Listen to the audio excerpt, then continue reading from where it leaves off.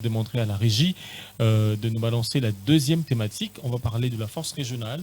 Il y a déjà des voix qui se lèvent pour le retrait de cette force déployée dans la partie orientale de la République démocratique du Congo. Guy Baou, au cadre au sein de l'Union pour la démocratie et les progrès sociaux, cette crise persiste depuis 2 années, plus de 2 décennies déjà. Donc nous allons vers le 30 ans déjà depuis que cette crise a commencé. Et aujourd'hui, le président Tshisekedi décide de l'intervention d'une force régionale, d'une organisation sous-régionale pour combattre aux côtés de FARDC. C'était la mission principale, d'abord en amont, c'était ça. Et cette force présente ici en République démocratique du Congo, il y a eu mutation de cette mission. Qu'est-ce que vous pensez de tout cela? Non, personnellement, ou si on peut dire, le gouvernement congolais partage l'inquiétude de notre peuple. Nous partageons les mêmes inquiétudes. La mission avait pour objectif de poursuivre les terroristes qui sont entrés de tuer le peuple congolais à l'Est, mais jusqu'au jour d'où nous n'avons pas constaté cette volonté d'en finir avec les terroristes. Donc le gouvernement partage cette inquiétude, d'autant plus que nous avons connu des difficultés, comme vous l'avez dit. Cette guerre date d'il y a plus de 2 décennies. Et s'il faut lire les causes de cette guerre, à l'origine, c'est toujours l'extérieur. Il y a eu d'abord 1994 avec la mort du président Abiyarimana, qui a entraîné un flux des immigrés, des réfugiés rwandais, plus de 2 millions de personnes en RDC. Et la gestion de ces dossiers a abouti à une guerre contre les peuples démocratiques du Congo, toujours entamée par le Rwandais avec Laurent Désiré Kabila. Dès qu'ils s'installent au pouvoir, ils n'ont pas eu le moyen de contrôler Laurent Désiré Kabila. Il y a eu une deuxième guerre le 2 août 1998. Cette guerre a entraîné la multiplication de plusieurs rébellions au nord et au centre du pays. Et ensuite, il y a eu les accords de Sun City en 2002. On a cru que c'était terminé, mais nous avons constaté le même voisin ont changé de nom parce que hier c'était l'AFDEL, après c'était l'RCD, après c'était le CNDP avec Kunda Batouare et jusqu'aujourd'hui au M23. Donc même scénario, même tactique, même volonté de détruire, de piller la République démocratique du Congo. Et nous avons constaté, derrière le petit voisin qui nous agresse, il y a 2 puissances derrière, les multinationales qui exploitent les richesses du Congo. Peut-être c'est l'occasion de profiter de votre micro pour expliquer à notre peuple l'enjeu réel de ces guerres.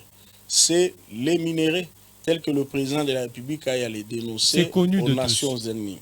Alors maintenant, l'approche pour la solution, nous avons estimé à un moment donné, compte tenu de notre appartenance à un regroupement sous-régional, qu'on pouvait se faire accompagner de certains voisins. Malheureusement, les résultats sur le terrain tardent à venir. C'est ça la réalité que nous sommes en train de vivre. C'est la raison pour laquelle le gouvernement est en train d'examiner la question. Il y a des pesanteurs fonctionnels de ces groupes. Nous pensons que le gouvernement, d'ici là, dès qu'ils vont examiner tous les projets, les plans qui ont été proposés, le gouvernement va lever une option pour donner sa position. Non, mais je dis, comment est-ce que vous analysez cela? Ou quel est votre commentaire par rapport à la mission? Cette mission, lorsque Tshisekedi a sollicité l'intervention de cette mission, c'était pour combattre aux côtés de FARDC en vue d'exterminer l'ennemi. Et par après, ils reviennent pour dire qu'ils sont là pour faciliter un dialogue politique. Et pourtant, la situation s'empire sur terrain. C'est ce que nous disons. Nous n'allons pas nous laisser faire. Le pays nous appartient. Nous avons donné notre façon de voir les choses. Nous avons parlé à tous les voisins. Le ministre des Affaires étrangères a dénoncé même l'attitude de certains frères africains dans la gestion de cette crise. Le plus important, nous n'allons pas nous laisser faire. Il y a l'approche diplomatique que nous sommes en train d'utiliser. Il y a les soutiens à nos FARDC sur le terrain qui sont en train de bien se comporter sur le terrain. Et cette approche avec la force régionale que nous espérions qui finiront par comprendre ce que nous attendons d'eux. Les cas contraires, le gouvernement va prendre une décision de leur permettre de rentrer chez eux. Monsieur Guibao, nous étions sous régime des notifications avant que la situation ne soit améliorée. En adhérant à cette force régionale, pourquoi la RDC n'aurait pas pu demander peut-être qu'elle soit fournie en armement, en logistique, pour faire face au Rwanda, à l'ennemi, au lieu de demander de déployer encore un contingent sur terrain, la MONUSCO qui est là depuis plusieurs années, qui est, je dirais, redouté par la population suite à son intervention ou sa mission, je dirais. Pourquoi on n'aurait pas pu demander un soutien en termes logistiques? Bon, on a demandé aussi ce soutien-là à travers plusieurs coopérations bilatérales avec certains pays. Mais le problème, c'est que le Congo, c'est un pays vaste. Le Congo, c'est un pays vaste. On avait besoin de l'assistance aussi de cette force régionale. Parce qu'il faut rappeler à l'opinion, c'est que cette guerre date de plus de 2 décennies. Et si vous voyez l'état de notre armée pendant le règne passé, notre armée n'a pratiquement plus existé. On a connu une armée où les militaires n'étaient pas soutenus, n'étaient pas motivés, où il y a eu plus d'officiers que de soldats. Notre armée a eu beaucoup de problèmes et sans rappeler la présence des infiltrés dans notre armée, l'opinion se rappellera qu'en 1997, avec l'entrée de Laurent Désiré Kabila comme président dans ce pays, le chef d'état-major s'appelait James Kabarebe, ainsi je rendais. Il est parti, il a laissé ses infiltrés qui sont restés certains jusqu'à aujourd'hui. Et vous voyez les difficultés que nous sommes en train de connaître. Alors, Félix Tshisekedi, en arrivant comme président de la République et commandant suprême de cette armée, était dans l'obligation de corriger beaucoup d'histoires et ça ne se corrige pas en 2 ans. C'est ça la difficulté que nous avons sur le terrain. Sans parler de l'inconscience de certains compatriotes qui sont en train de trahir carrément le pays. Je ne sais pas s'ils ont un autre pays après la disparition de la RDC tel qu'ils souhaitent, mais nous qui avons qu'un ce pays comme l'unique pays, nous sommes décidés à accompagner nos frères RDC jusqu'à la victoire finale. Donc voilà un peu la difficulté que nous avons eues. Ce sont des difficultés très sérieuses que le président de la République est en train de corriger à travers plusieurs décisions qu'il est en train de prendre. Plusieurs décisions qu'il est en train de prendre, mais beaucoup de citoyens congolais réfléchissent sur peut-être les conséquences ou la portée des actions de cette décision. Aujourd'hui, il y a un communiqué de l'EAC qui a annoncé le retrait plus réoccupé ou occupé par l'armée congolaise. Il y aura la présence de cette force sur ces zones-là qui est occupée par le rebelle. Non, le gouvernement... Est-ce que vous imaginez la portée de tout ce qui est comme conséquence? Le gouvernement était clair, ce ne sont que de propositions. C'est au gouvernement d'apprécier. Ce ne sont que de propositions.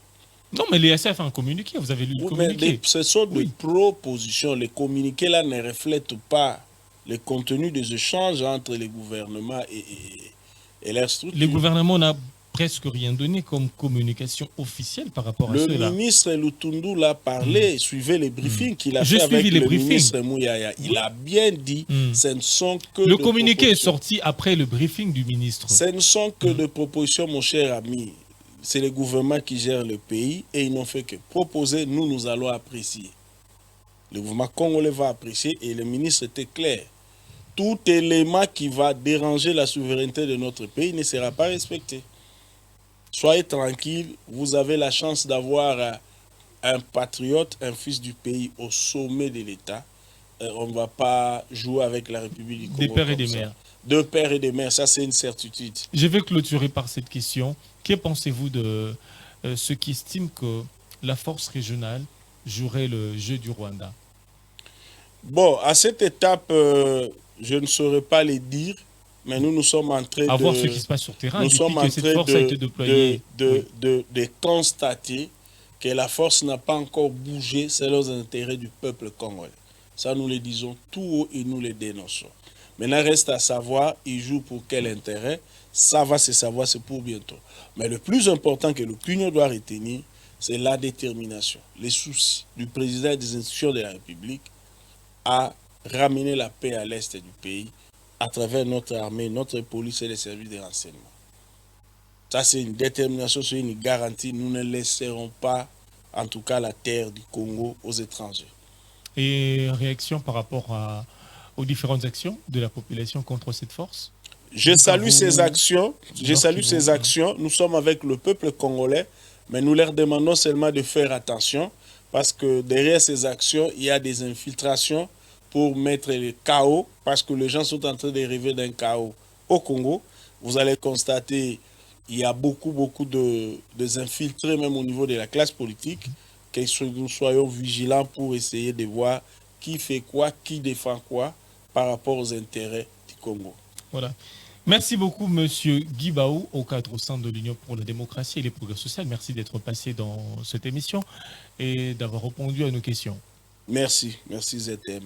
Voilà. C'en est fini pour la première partie de cette émission face à l'actualité. C'en est fini. Merci de l'avoir suivi et bonne suite de programme sur notre chaîne.